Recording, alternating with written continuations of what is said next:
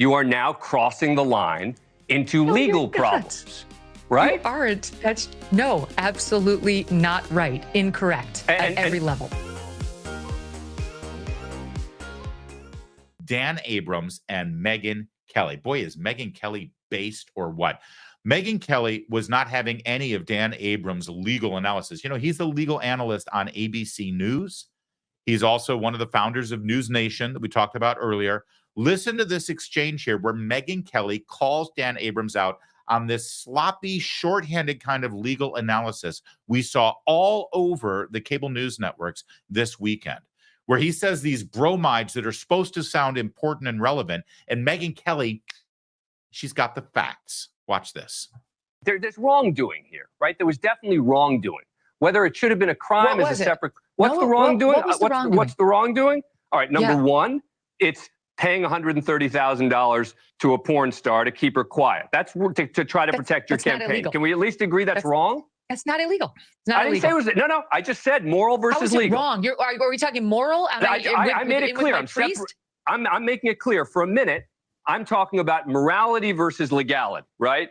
There's no doubt that he engaged in. All right, I'll tell. Here's my response to that. Okay, before she does, I like to try to get personal with you sometimes, so you get to know me and learn about me, and I like to bring a little bit of my own experience. Can I just say something? I probably shouldn't. I used to work for Dan Abrams for about 6 months. For about 6 months, I was a columnist at Mediaite. I liked the guy. This was what was it, like 7 years ago? All right. I've worked for a lot of different websites. I've worked with Town Hall now for the better part of my the last 10 years. But for about 6 months or 9 months, I worked for Dan Abrams at Mediaite. I was a columnist for him, and I did some social media work for him. I controlled their videos on Facebook for a while there. In my contract with Mediaite, there is a paragraph that is a non-disclosure agreement.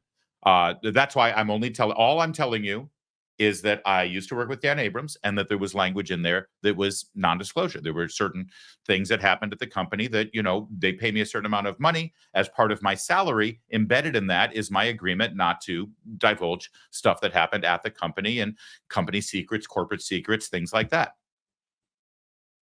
That's hush money. Dan Abrams, the legal analyst and lawyer who owns Mediaite, the website that I used to write for, he's now saying that it's morally wrong to have a non-disclosure agreement with somebody. Now, listen, I'm not a porn star, although I'm open to offers, but I'm not a porn star. So is that the only thing that made it wrong, as he put it, morally wrong, to give a cash payment in exchange for a non-disclosure agreement to somebody who's a porn star? You realize how this whole porn star thing worked out, right? Stormy Daniels goes to Donald Trump and say, hey, I've got these pictures of you and I together. Remember that dinner we had? I'm going to tell the world that I had sex with you, and it's going to ruin your political career. And Trump's lawyers and stuff are like, don't do that. That's not true. Doesn't matter. It doesn't matter if it's not true. I'm going to put the story out there. I'm going to make millions of dollars, and it's going to ruin you. And so Trump's lawyers say, all right, listen, what's it going to take for you to not tell that? And she said, because listen, being honest in this case doesn't get you anything, okay? Because it doesn't have to be true. We've learned that already, haven't we? Look at the Russian collusion hoax. It doesn't matter if it's not true. It'll go everywhere. So they just said, all right, we'll pay you this much money if you just don't say a damn thing. And Stormy Daniels, who, by the way, has done worse things for money, says, okay, fine. So she gets the check. She signs. She promises not to say anything. Best part is then she does anyway. So that's theft, right? Trump has sued Stormy Daniels over this and said, you broke your NDA. Stormy Daniels currently owes Donald Trump hundreds of thousands of dollars because she stole from him by breaking the non-disclosure agreement. It's still a lie. It's not proven anywhere that they had a sexual relationship. But Dan Abrams looks at that entire scenario and says that the moral wrong was Donald Trump paying the NDA. He can't find any moral problems and ethical problems with Stormy Daniels' behavior. And may I repeat, this is a guy who had me sign a contract that had NDA language in it. Go figure. All right, back to Megyn. I said this on my show the other day. I don't know what kind of weird marriage these two have. Same as I didn't know what kind of weird marriage Bill and Hillary Clinton had. So I don't know what their covenant is in terms of what he's allowed to do on the outside of his marriage. But again, I don't mind the sex, but when you're paying a problem. But I'm not talking about the sex. I'm talking about the $130,000 to keep her quiet to protect his campaign. Immoral. There's nothing wrong with that at all. Nothing. Really? Okay. Look, again, if somebody runs for office, they just lose the right to have any privacy. They just have to let us see all of their dirty laundry from the moment they declare forward, or somehow they've done something morally wrong or legally wrong. When you're doing it to protect the campaign and you are spending money on it, then now I'm going to switch back to the legal. You are now crossing the line into legal problems, right? You aren't. That's absolutely not right. Incorrect at every level. Again, the idea that let me back up. And you don't think he falsified business records either? I don't know what he did. I don't think he wrote down. What does that mean? We just had a whole trial. We heard every detail of this. How can you not know? Let me answer. Please. Let me answer. I don't think he wrote down hush money payment to Stormy Daniels. Nobody who pays hush money would write down such a thing. I think he wrote down, or someone at the Trump organization wrote down, legal expenses from the drop-down Adobe menu. And that made as much sense as anything else because hush money wasn't an option. He was paying his lawyer who had made the payment to Stormy Daniels, and he was, I believe, reimbursing her, though he denied that, reimbursing him, though he denied that on the stand. I don't think there's anything wrong with doing that. I think you pay your lawyer money because he outlaid money for you. You could easily classify that as a legal expense. No matter what it's for, right? Even if it's illegal conduct, you can just put it's an legal expense, right? This wasn't. Yeah, you see what he did there. Oh, well, even if it's illegal conduct. Wait, where's the illegal conduct? He paid a fee for a non-disclosure agreement. It was a contract, a mutually agreed upon contract that she ended up breaking. And I love that he never finds any fault there, right? But you've got Donald Trump and Stormy Daniels, and in Dan Abrams' world, the only one that's performed any questionable, unethical, immoral, or illegal behavior in this entire scenario is the guy who was president of the United States. But Megyn Kelly is giving a textbook example of how you push back on this because, guys, we've got the facts on our side. We shouldn't shy away from this story. The more the facts are revealed to people, they realize what complete and total bull is. And it is. It wasn't illegal. There's nothing illegal about paying hush money for an NDA. It's done there's not. all the time. But when you're doing it to protect your campaign, it is. That's the difference. No, what law are you citing, Dan? Campaign finance laws. You're not allowed to give the... You don't know what you're talking about. What are you talking? You're wrong. Explain to me. Let me explain it to you. Tell me what I'm getting wrong.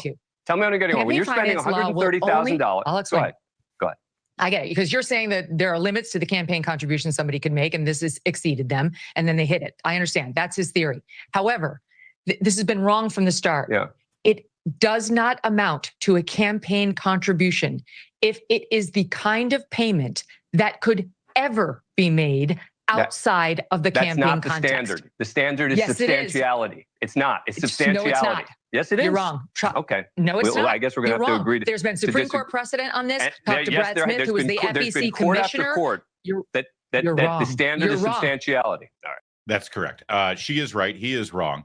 There is a standard on this, and this will get overturned at appeal. And but here's the beauty of it: Dan Abrams will not have to feel any, professional repercussions for this. They trot out all the legal analysts. Half of them have to be wrong, right?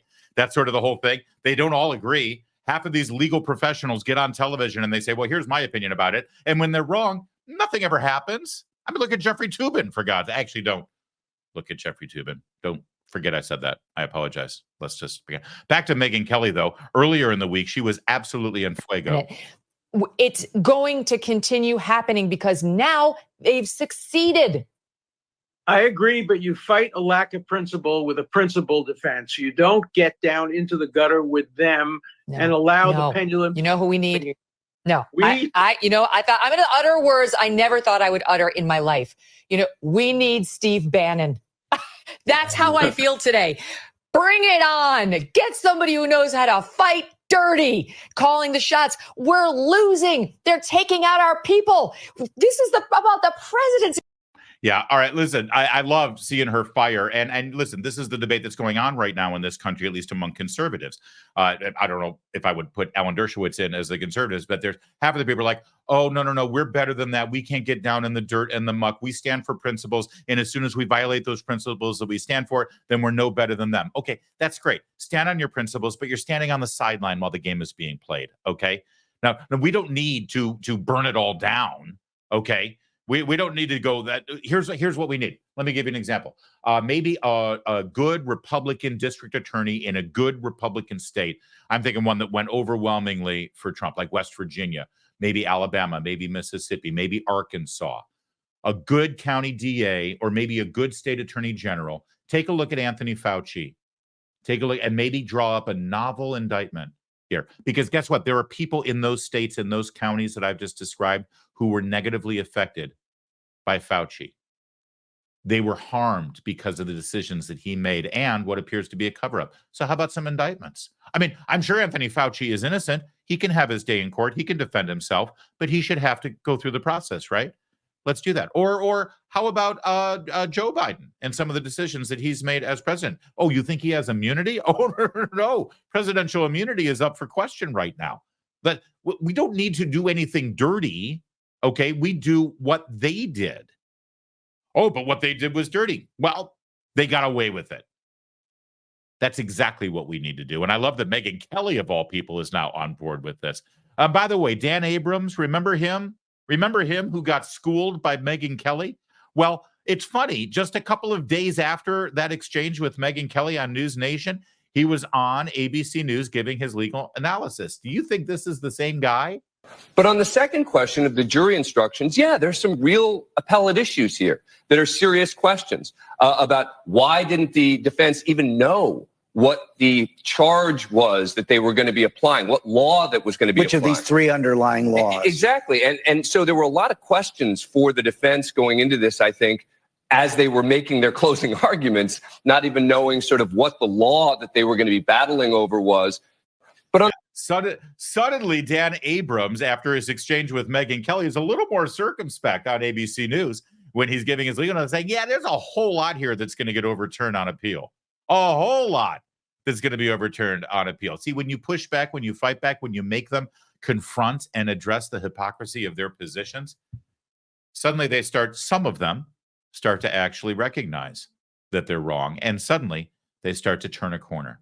Just a slight one. Listen, you've got nutbags on your Facebook page who you're never going to convince, who were just there. They don't care. They just wanted to see Donald Trump convicted no matter what because they don't like him. You know what? They wanted him convicted for his single original sin, for the greatest crime Donald Trump ever committed in this entire escapade over the last 8 years. The crime he committed on November 2nd, 2016, the crime of defeating Hillary Clinton. They're still angry about that. They will never get over it. And that's why they wanted him convicted. You're never going to convince those people. You're never going to change their mind. But there are plenty of people, that deserve a conversation, that deserve the facts. And they might turn the corner just a little and suddenly start to see things a different way. That's what we're here for. That's what we're in this together for.